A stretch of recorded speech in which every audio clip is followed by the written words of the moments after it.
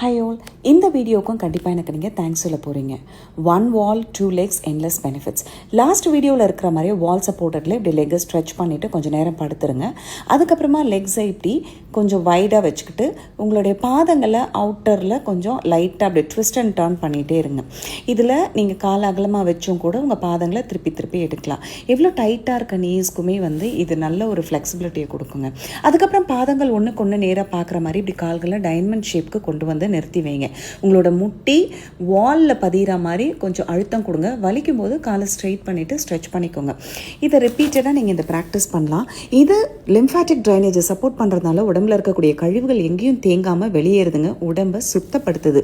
உங்களுடைய parasympathetic nervous சிஸ்டமை stimulate பண்ணுறதோட உடம்புடைய ஹீலிங் கெப்பாசிட்டி, அதாவது குணப்படுத்தும் தகுதியை உடம்புல அதிகரிக்குது. ஹிப் ஜாயின்ஸை ஓப்பன் பண்ணுது. பெல்விக் ஃப்ளோர் மசில்ஸை ரிலாக்ஸ் பண்ணுறதுனால மென்சுரேஷன் டிஸ்கம்ஃபர்ட்ஸ்க்கு அற்புதமான எக்ஸசைஸுங்க.